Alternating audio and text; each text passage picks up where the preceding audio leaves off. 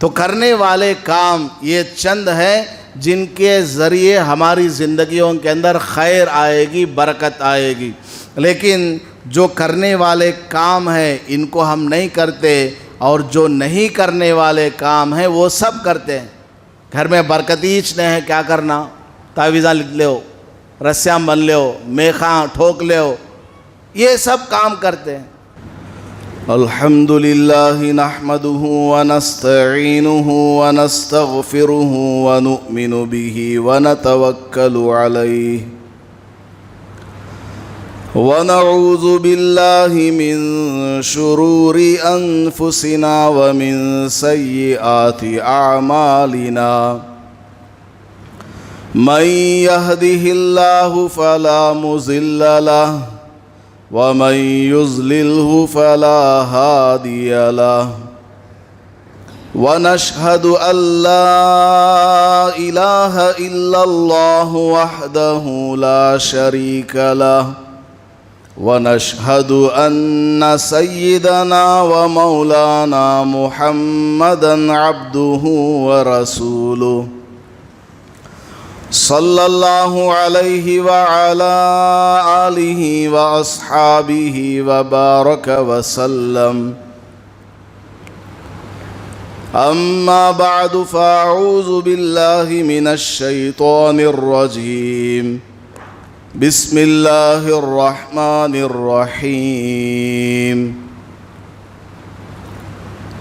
يا أيها الذين آمنوا ادخلوا في السلم كافة ولا تتبعوا خطوات الشيطان إنه لكم عدو مبين بارك الله لنا ولكم في القرآن المجيد والفرقان الحميد رب اشرح لي صدري ويسر لي أمري واحلل عقدة من لساني يفقه قولي۔ معزز سامعین کرام، گزشتہ جمعہ ایسے اعمال آپ کے سامنے بیان ہوئے ہیں کہ ان کو کرنے سے ہماری زندگیوں میں برکت آئے گی، جان میں، مال میں، آل اولاد میں، عمر میں، ہمارے اسفار میں، تجارت، نوکری اور ملازمتوں میں اللہ پاک برکت کو ڈالے گا۔ چند اعمال گزشتہ جمعہ بیان ہوئے، اس جمعہ بھی کچھ ایسے اعمال جن کو کرنے سے برکت آئے گی اور ہماری زندگی خوشگوار ہو جائے گی، ان کو آپ کے سامنے پیش کرنا ہے۔ زندگی میں برکت ہوگی تبھی جا کر آدمی کو چین سکون نصیب ہوگا۔ آدمی کے پاس مال ہے لیکن برکت نہیں، اولاد ہیں لیکن ان میں کوئی برکت نہیں ہے، یعنی وہ آپ کے تابعدار نہیں۔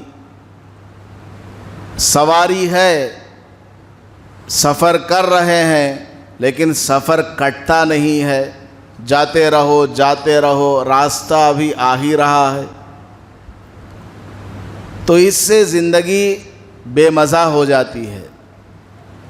برکت والی زندگی حاصل کرنے کے لیے ہمیں چند اعمال کو اختیار کرنا پڑتا ہے۔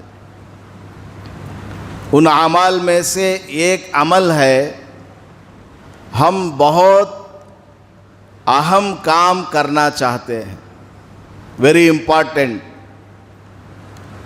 اور اس کو کرنا آپ کے لیے ضروری بھی ہے، لیکن آپ کے پاس اس کے بارے میں کوئی نالج نہیں ہے نالج، لیکن وہ ادھوری ہے، انکمپلیٹ ہے، لیکن وہ کام آپ کو کرنا ضروری ہے۔ ایسی صورت میں جو عمل اختیار کرنے والا ہے وہ ہے الاستشارہ۔ استشارہ کا مطلب ہے مشورہ لینا۔ اللہ پاک نے خود قرآن کریم میں ارشاد فرمایا ہے، اور وہ بھی نبی علیہ الصلاۃ والسلام کو اللہ نے حکم فرمایا ہے، وَشَاوِرْهُمْ فِي الْأَمْرِ، کہ اے محمد صلی اللہ علیہ وسلم آپ صحابہ سے مشورہ کیا کریں، اہم معاملات میں آپ صحابہ کے درمیان بیٹھیں، کیا معاملہ ہے پیش کریں اور صحابہ سے رائے مشورہ لیں۔ صحابہ جو مشورہ دیں گے ان میں سے جو مناسب لگے اس کے اوپر عمل کیا جائے تو اس عمل کے اندر برکت آئے گی۔ ما خاب من استشار، جو آدمی مشورہ کر کے کوئی کام کرتا ہے اس میں وہ ناکام نہیں ہوتا، اور مشورہ بھی ہر ایک سے نہیں لینا۔ آپ کی طبیعت خراب ہے اور آپ جا کر کے ٹیلر سے مشورہ لے رہے ہیں، ٹیلر کپڑے سینے کے بارے میں بتائے گا۔ آپ کو کپڑا سلوانا ہے، ڈاکٹر کے پاس جا کر مشورہ لے رہے ہیں کہ کون سا کپڑا کہاں ملے گا، کیسا ڈیزائن سلوانا ہے، ڈاکٹر کے پاس کیا ایکسپیرینس ہے۔ تو آپ کو جو معاملہ پیش آیا ہے، جو کام آپ کو کرنا ہے، اس کے جو ماہرین ہیں ان سے جا کر آپ مشورہ کریں گے۔ بچے کو اسکول میں ایڈمٹ کرانا ہے، اسکول میں پڑھانے والے ٹیچرز ہیں، لیکچررز ہیں، پروفیسرز ہیں، ان سے مشورہ لیجئے کہ میرا بیٹا فلاں سبجیکٹ کے اندر انٹرسٹ زیادہ دکھاتا ہے، اب 10 ہو گیا ہے، اب اس کو انٹر میں کون سے گروپ میں داخل کرانا۔ اور آج کل ایجوکیشن میں ٹرینڈنگ ٹاپک اور ٹرینڈنگ بیچ کون سی ہے، ان سے آپ مشورہ لیں گے، وہ آپ کو صحیح مشورہ دیں گے۔ تو جو لوگ ماہرین ہیں اور آپ سے ان کا تھوڑا بہت تعلق بھی ہے، آپ کو ان کے اوپر بھروسہ بھی ہے کہ اس سے اگر میں مشورہ مانگوں گا امید ہے کہ یہ مجھے صحیح مشورہ دے گا، ایڈوائز دے گا۔ بیمار ہو گئے آپ، علاج کراتے کراتے تھک گئے، ادھر ادھر سمجھ میں نہیں آ رہا ہے، بیماری کا علاج نہیں ہو رہا ہے، اس کے لیے بھی ایڈوائزرس ہیں۔ بڑے بڑے پڑھے لکھے لوگ ہوتے ہیں کہ کس بیماری کا علاج کون سے ہسپتال میں ہے، صرف بیماری بتانے اور اس کا علاج کس اسپتال میں ہوتا ہے۔ ایسے ڈاکٹرز بھی موجود ہیں جو علاج نہیں کرتے، صرف بیماری کو پکڑتے ہیں اور اس کا علاج پورے کنٹری میں کہاں پر ہے آپ کو صحیح گائیڈ کرتے ہیں، اور اس کے وہ 5,000 روپیہ 10,000 روپیہ لیتے ہیں۔ ایسے اسپتال بنگلور میں ہیں بہت۔ تو جو آدمی ماہر ہوگا اس سے آپ مشورہ کریں گے، مشورہ کرنے کے بعد جو کام آپ کریں گے اللہ کی ذات سے امید ہے کہ اس کام کے اندر آپ ناکام نہیں ہوں گے، برکت آئے گی۔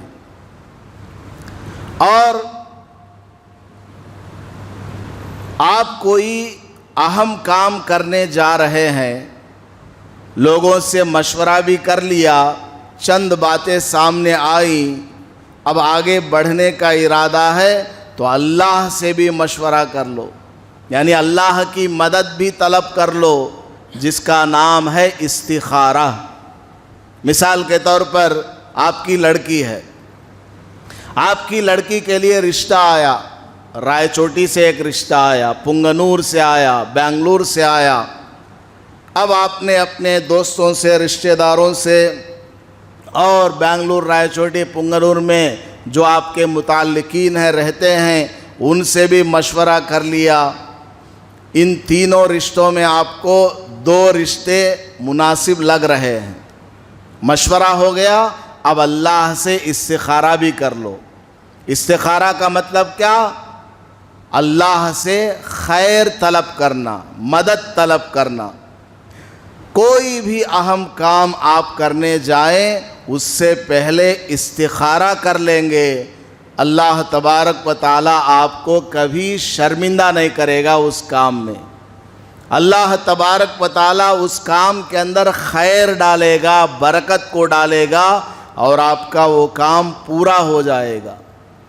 صحابہ رضی اللہ عنہم بیان فرماتے ہیں، یعلمنا الاستخارہ فی الامور کلہا کما یعلمنا سورۃ من القرآن، کہ اللہ کے نبی علیہ الصلاۃ والسلام ہم کو استخارہ ہر معاملے کے اندر کرنے کا حکم فرمایا کرتے تھے اور استخارہ کرنا سکھاتے تھے، جیسا کہ قرآن کریم کی سورت ہم کو سکھایا کرتے تھے کہ پہلے بسم اللہ پڑھو، اس کے بعد یہ آیت ہے، اس کے بعد یہ آیت ہے۔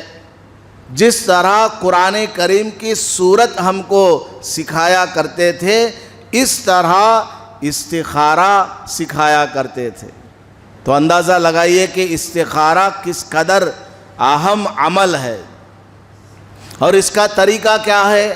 آپ صلی اللہ علیہ وسلم نے ارشاد فرمایا، جب تم میں سے کوئی اہم کام کرنے کا ارادہ کرے، جیسا کہ مثال کے طور پر میں نے بتایا، لڑکی کی شادی کرنی ہے، 3 جگہ سے رشتہ آیا ہوا تھا، لوگوں سے مشورہ ہوا تو 2 رشتوں کے بارے میں مثبت اور پازیٹو اوپینین سامنے آیا ہے، لیکن ابھی دل جو ہے کسی ایک کی طرف مائل نہیں ہے۔ کبھی دل بولتا ہے بنگلور کا ٹھیک ہے، کبھی دل بولتا ہے رائے چوٹی کا ٹھیک ہے رشتہ۔ تو کیا کرو؟ استخارہ کرو۔ دل کے اندر جو تذبذب کی کیفیت ہے کہ فیصلہ نہیں کر پا رہے ہیں، ڈر رہے ہیں، شک کر رہے ہیں، پتہ نہیں کہاں لڑکی کو دیں گے تو کیا ہو جائے گا۔ اسی طرح کاروبار ہے، کپڑے کی دکان آپ کھولنا چاہ رہے ہیں، کہاں کھولوں؟ RR اسٹریٹ میں کھولوں یا پٹیل روڈ میں کھولوں، کس جگہ اور کون سے کپڑے رکھوں؟ دل کے اندر تذبذب ہے، لوگوں سے مشورہ سب ہو گیا، لیکن اب دل جو ہے کسی ایک بات پر ٹک نہیں رہا۔ تو اللہ سے استخارہ کرنا، خیر طلب کرنا، اس کا طریقہ کیا ہے؟ آپ صلی اللہ علیہ وسلم نے ارشاد فرمایا، جب تمہیں کوئی اہم معاملہ پیش آئے، اہم کام تم کرنا چاہتے ہو، تو 2 رکعت نفل نماز پڑھو۔ بہتر ہے کہ رات میں سونے سے پہلے لاسٹ میں کہ اب اس نماز کے بعد کسی سے بات نہیں کرنی ہے، چپ چاپ سو جانا ہے، لاسٹ میں 2 رکعت نفل نماز پڑھنا ہے۔ جون سی صورت چاہے آپ پڑھ سکتے ہیں۔ بہتر یہ ہے کہ پہلی رکعت میں سورہ فاتحہ کے بعد سورہ ضحیٰ والضحیٰ واللیل، اور دوسری رکعت میں سورہ فاتحہ کے بعد الم نشرح بہتر ہے، ورنہ جون سی صورت چاہے آپ پڑھ سکتے ہیں۔ تو آپ صلی اللہ علیہ وسلم نے ارشاد فرمایا، سونے سے پہلے 2 رکعت نماز پڑھو۔ نماز ہو گئی، سلام آپ نے پھیر دیا، اب یہ دعا مانگو اللہ سے، اللہم انی استخیرک بعلمک، اے اللہ میں تیرے علم کے ذریعے خیر کو طلب کرتا ہوں، بھلائی چاہتا ہوں، واستقدرک بقدرتک، اور تیری قدرت کے ذریعے میں مدد چاہتا ہوں، واسألک من فضلک العظیم، اور میں تیرے فضل عظیم کو طلب کرتا ہوں۔ اللہم ان کنت تعلم ان ھذا الامر خیر لی فی دینی و معاشی و عاقبت امری فاقدرہ لی ویسرہ لی۔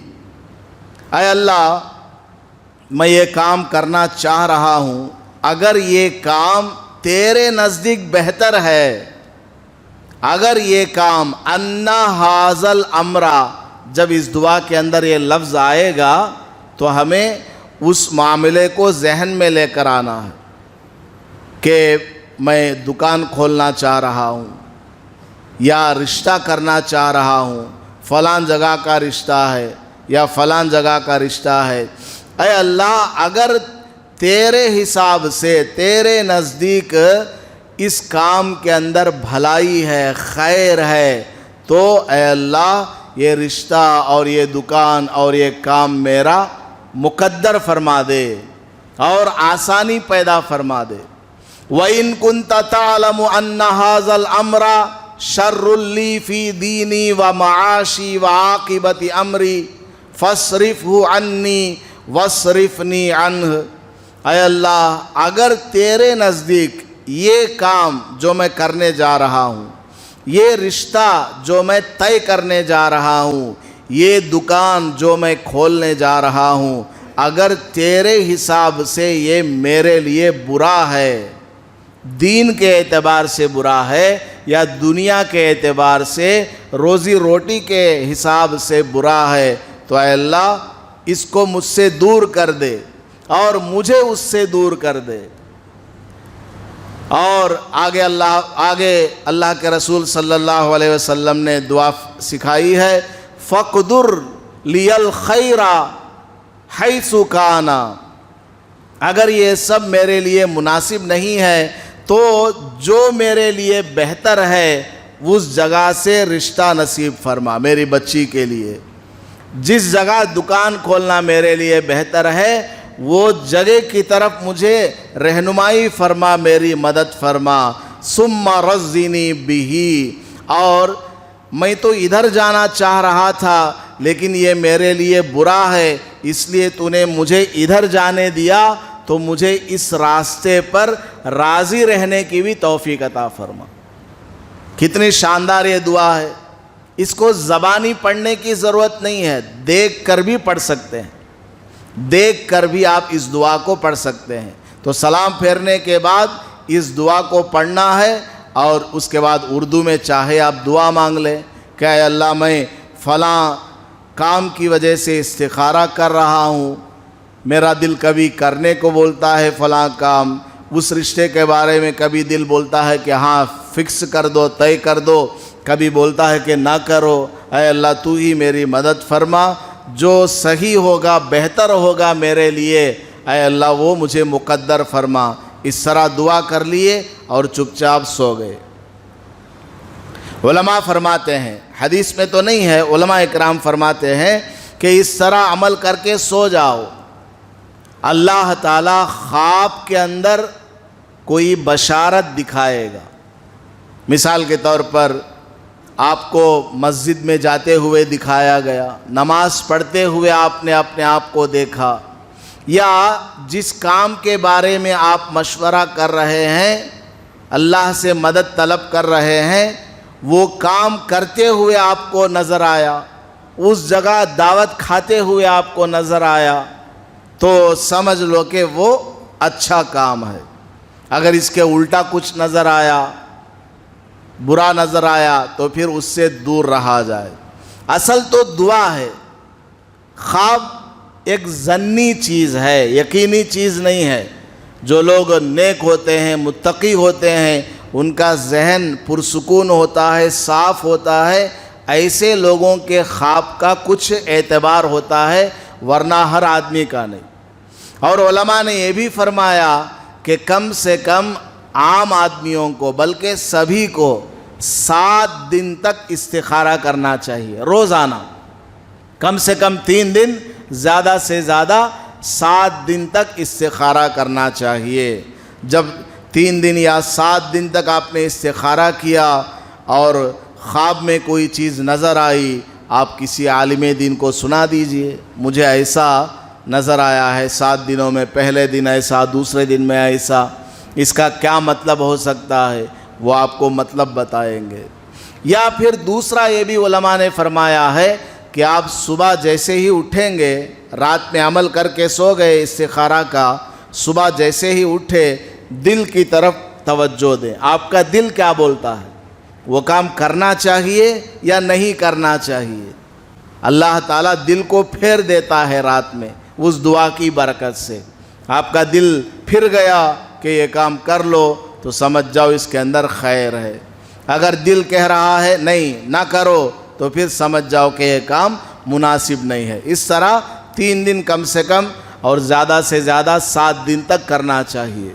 تو استخارہ کا یہ عمل انتہائی مفید ہے، آسان ہے اور برکت کو لانے والی چیز ہے۔ کوئی بھی اہم کام آپ کریں، آپ کو ٹینشن لینے کی ضرورت نہیں ہے، بچی کا رشتہ ہو، کاروبار ہو، یا آپ کو سفر میں جانا ہو، گھر کی تعمیر کرنی ہو، کوئی بھی اہم کام آپ کرنے جائیں استخارہ کر لیں، اللہ تبارک و تعالیٰ آپ کو اس استخارہ کی برکت سے مدد بھیجے گا اور آپ کا وہ کام برکت والا بن جائے گا۔ برکت حاصل کرنے کے لیے ایک اور عمل جو احادیث کی روشنی میں ہمیں معلوم ہوتا ہے وہ کیا ہے؟ نبی علیہ الصلاۃ والسلام نے ارشاد فرمایا، من احب ان یبسط له فی رزقہ وینسأ له فی اثرہ فلیصل رحمہ، کہ جو آدمی یہ چاہتا ہے کہ اس کی روزی کے اندر اضافہ ہو جائے، روزی اس کی بڑھ جائے، کاروبار کے اندر ترقی ہو، کھانے پینے میں، صحت میں اور ہر معاملے کے اندر برکت آ جائے اور اس کی عمر میں اضافہ ہو جائے، یعنی جو کام وہ 10 سال میں کم کر سکتا ہے وہ کام 8 سال میں پورا کر دے، 5 سال میں پورا کر دے، یہ مطلب ہے زندگی بڑھنے کا۔ تو جو آدمی یہ چاہتا ہے کہ اس کی روزی کے اندر برکت آئے اور اس کی عمر میں اضافہ ہو جائے، فَلْيَصِلْ رَحِمَهُ، اس کو چاہیے کہ وہ اپنے رشتہ داروں کے ساتھ اچھا برتاؤ کرے۔ رشتہ داروں کے ساتھ اچھا برتاؤ کرنا، رشتہ داروں میں سب سے اہم رشتہ دار کون ہے؟ ماں ہے، پھر باپ ہے، اس کے بعد بڑا بھائی ہے، پھر دوسرے نمبر کا بھائی ہے، پھر بہن ہے، اس کے بعد اسی طرح آگے پیچھے ماں کے رشتہ دار، باپ کے رشتہ دار، نانا نانی، دادا دادی، پھوپھی، یہ سب اس میں آتے ہیں۔ جتنے بھی آپ کے خونی رشتہ دار ہیں ان کے ساتھ اچھا برتاؤ کریں، آپ کا معاملہ اچھا ہونا چاہیے، سلام کلام کرنا، گھر آتے جاتے رہنا، ان کی خوشی کو بانٹنا، غم کے موقع پر، تکلیف کے موقع پر، مصیبت کے موقع پر ان کی مدد کرنا، جو آپ سے ہو سکے ان کو نصیحت کرنا، مال کے ذریعے مدد کرنا، مشورہ دینا، کسی بھی طریقے سے آپ اپنے رشتہ داروں کے ساتھ اچھا برتاؤ کریں۔ سامنے والا چاہے آپ کے لیے برا ہو، اس سے کوئی لینا دینا نہیں، میرا مطلب صرف اللہ سے ہے، اللہ کے رسول سے ہے۔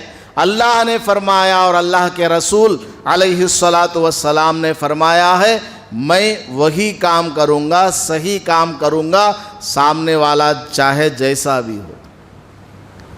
تو رشتہ داروں کے ساتھ اگر ہم اچھا برتاؤ کریں گے تو پھر اللہ تبارک و تعالی ہماری زندگیوں میں برکت لائے گا، کمائی میں برکت لائے گا، جان میں، مال میں، آل اولاد میں، اور اسی طریقے سے تمام آپ کے کاموں کے اندر اللہ پاک برکت کو ڈالے گا۔ اور رشتہ داروں میں سب سے اہم کون ہے؟ ماں باپ ہیں۔ ماں باپ کے ساتھ اچھا برتاؤ کرنا، ان کی خدمت کرنا، ان کے ہاتھ پیر دبانا، ان کا علاج معالجہ کرنا، ان کو کھلانا پلانا، اپنی جان ان کے لیے قربان کر دینا۔ جس گھر میں بوڑھے ماں باپ ہوں اس سے بہتر برکت والا کوئی گھر نہیں ہے۔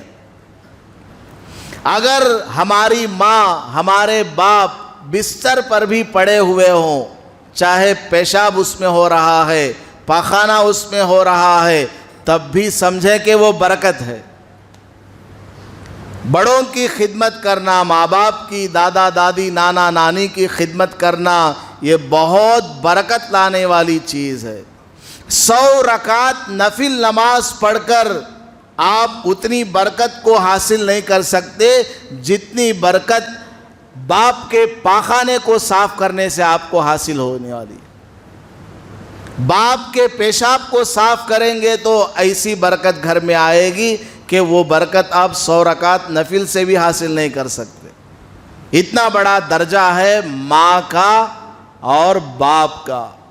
تو خیر، ماں باپ کی خدمت انتہائی برکت والی چیز ہے، اور ماں باپ نہیں ہے، بڑا بھائی باپ کے درجے کا ہے، بڑی بہن ماں کے درجے کی ہے، بڑا بھائی باپ کے درجے کا ہے اور بڑی بہن ماں کے درجے کی ہے۔ ان کی خدمت کر کے برکت کو حاصل کرے۔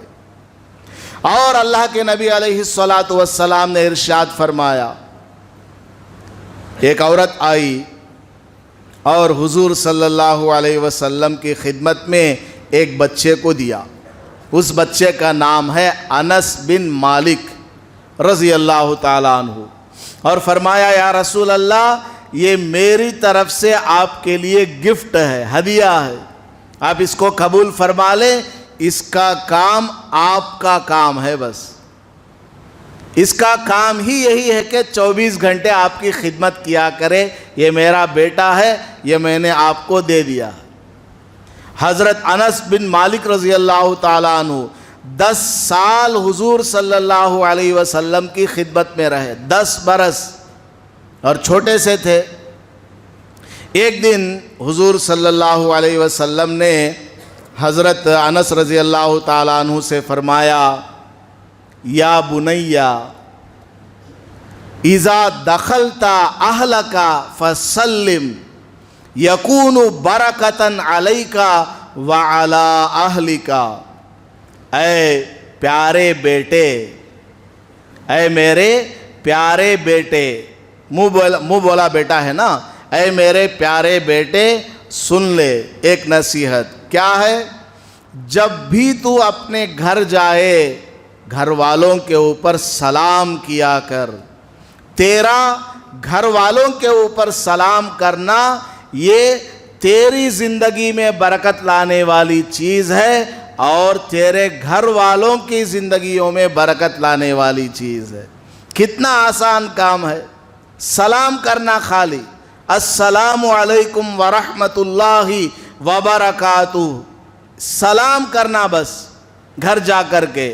اور بہت بڑے عالم دین ہیں، عربی کی ایک کتاب ہے القول البدیع، اس کے اندر مزید 2 چیزوں کا اضافہ کیا گیا ہے کہ ایک تو گھر جب جاؤ تو سلام کر کے جاؤ، اور 1 مرتبہ یا 3 مرتبہ سورہ اخلاص پڑھ لو، قل هو اللہ احد، کیونکہ 3 بار سورہ اخلاص پڑھنا ایک قرآن کے برابر ثواب ہے، اور 3 مرتبہ درود شریف پڑھ لو، اللہم صلی علی محمد، کم سے کم اتنا درود 3 مرتبہ پڑھ لو گھر میں داخل ہوتے وقت، تو اس گھر کے اندر خیر آئے گی، برکت آئے گی۔ بلکہ آپ دکان میں جا رہے ہیں، آپ دکان میں جب داخل ہوں سلام کریں، السلام علیکم ورحمۃ اللہ وبرکاتہ۔ دکان میں آپ کا کوئی نوکر کام کر رہا ہوگا، کوئی کسٹمر ہوگا، سلام کر کے آپ انٹر ہوئے، 3 بار درود شریف پڑھ لیا، 3 بار سورہ اخلاص پڑھ لیا۔ دن بھر میں 10 بار گھر کو جاؤ، 10 بار آپ اپنی دکان کو جاؤ، 10 بار آپ یہ کام کرو، آپ کی دکان میں گھر میں خوب برکت آئے گی۔ کتنا آسان عمل ہے۔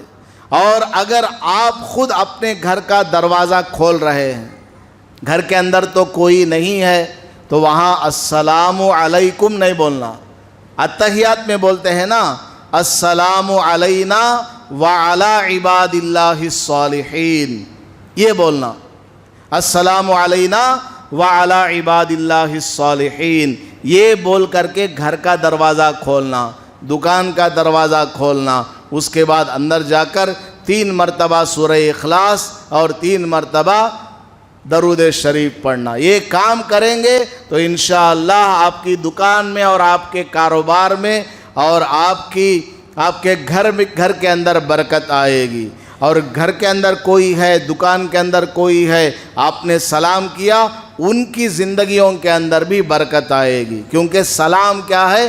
دعا ہے۔ تو اس لیے یہ کام بھی ہمیں مستقل کرنا چاہیے، یہ کام ہمیں مستقل کرنا چاہیے۔ جب بھی گھر جائیں سلام کر کے جائیں، لیکن ہم سلام کر کے جاتے ہیں کیا؟ نہیں جاتے، جاتے ہی بیوی کو ڈانٹنا شروع کر دیتے ہیں، وہ کام کر ڈالی کا، یہ کام کر ڈالی کیا، کھانا پکا ڈالی کا، یہ سب شروع کر دیتے ہیں۔ اور ادھر سے جو اندر ہے عورت، وہ بھی کم سے کم سلام نہیں کرتی۔ چلو وہ شوہر کسی ٹینشن سے باہر آیا، کون گالیاں دیں گی، کون ماریں گی، کیا ہو گیا، کہ کوسے کی ٹینشن میں شوہر آیا، یہ عورت بھی خیال نہیں کرتی کہ چلو میں اس کو سلام کر دوں، اس کا غصہ ٹھنڈا ہو جائے۔ انہیں ادھر سے شروع کر دی، فلاں چیز لانے بولی تھی، لائے نہیں لائے، کب بھی بھول جاتی نا جی، ایسا کر کو شروع کر دی۔ تو ایسے کام نہیں کرنا، سلام کرنا، کرنے والے کام کریں گے ہماری زندگیوں کے اندر برکت آئے گی۔ تو کرنے والے کام یہ چند ہیں جن کے ذریعے ہماری زندگیوں کے اندر خیر آئے گی، برکت آئے گی۔ لیکن جو کرنے والے کام ہیں ان کو ہم نہیں کرتے، اور جو نہیں کرنے والے کام ہیں وہ سب کرتے ہیں۔ گھر میں برکتیچ نہیں ہے، کیا کرنا؟ تعویذاں لکھ لے ہو، رسیاں بن لے ہو، میخاں ٹھوک لے ہو، یہ سب کام کرتے ہیں۔ کرنے والے جو کام ہیں وہ نہیں کرتے۔ گھر میں قرآن کی تلاوت کرنا، سلام کر کے جانا، ماں باپ کی خدمت کرنا، بھائی بہن کی خدمت کرنا، یہ وہ کام ہیں جن کو کرنے سے زندگیوں میں خیر آئے گی اور برکت آئے گی۔ اسی طرح اللہ کے نبی علیہ الصلاۃ نے ارشاد فرمایا ہے کہ کھانے پینے کی چیزیں آپ کے گھر میں جتنی بھی ہوں، اگر آپ کے گھر میں کھجور نہیں ہے تو سمجھو آپ کے گھر میں کچھ بھی نہیں ہے۔ آپ کے گھر میں اگر کھجور نہیں ہے تو سمجھو آپ کے گھر میں کچھ بھی نہیں ہے۔ تو کھجور کھانے کی عادت ڈالنا چاہیے، کھجور میں برکت ہے۔